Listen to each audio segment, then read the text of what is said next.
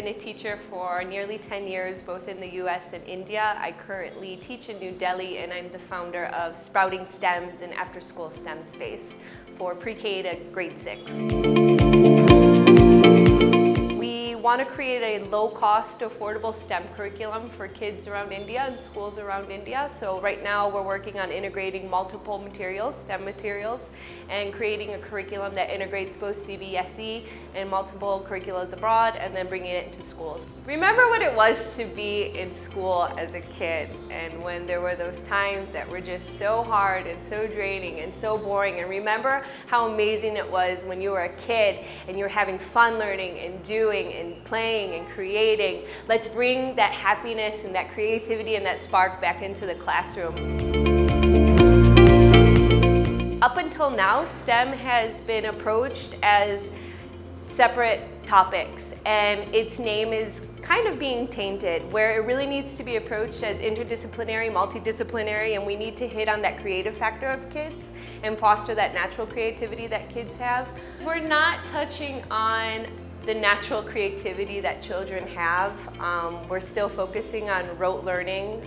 We're just focusing on memorization, and we're not getting them to do enough. And we know that hands-on learning is the best way to learn. So I wanted to just showcase that it is possible to do in schools at a low cost, and it's easy to implement.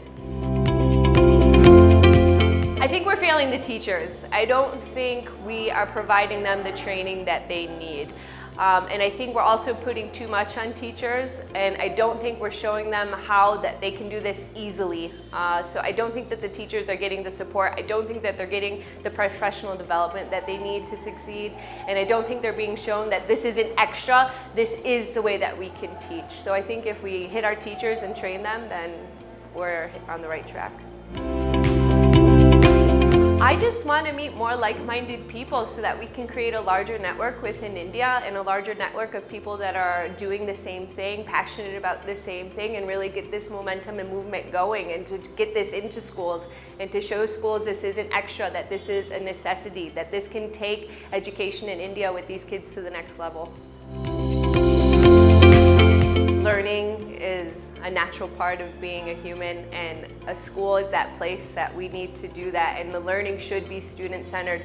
It should be open-ended. We should be open to their failures, to their ideas, to their questions, to their designs, and right now we're just not seeing that globally. We still have a teacher standing up in front of a classroom dictating what the students need to think, feel, answer, respond to, and we need to remember that these are people too. We need to open up that dialogue between teacher and student and almost bring them at a leveled playing field where we're no longer just shoving information into their brain, but we're guiding them through this whole learning experience so that they come to school and they're excited because they're finally going to be able to explore and create, just like they do at home and they live in their life.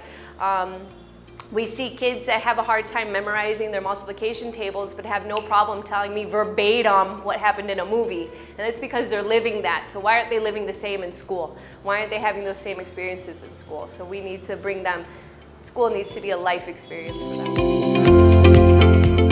It's a triangle of parents, school, and kids, and we often miss that. It really should run as a family. School should just be an extra arm to the whole family, and we should run as one unit, and we have to make sure that the school is constantly communicating and the kids are communicating to their parents what they're doing, and not just going home and saying, oh, it was a good day at school.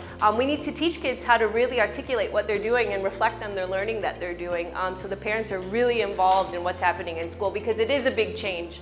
So we want parents to be okay with that. So for a long time, schools were the hub of a community. Your whole culture of your childhood is based off the schools that you went to and the friends that you made and the teachers that you have.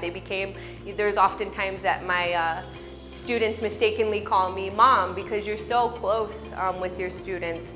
And it's really important that schools teach children that they don't need to go away to fix anything, that they can stay in their communities and they have ownership of their communities and they can design and engineer and fix what's going on in their communities. They don't have to flee their communities anymore.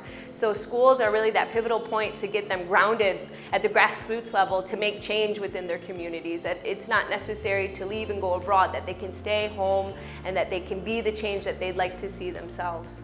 And I think schools are responsible for that. Thank you so much for putting this together. I think it's at a pivotal point, and I think they've got a great group of people, and to just don't stop doing this work. It's so necessary to bring educators together.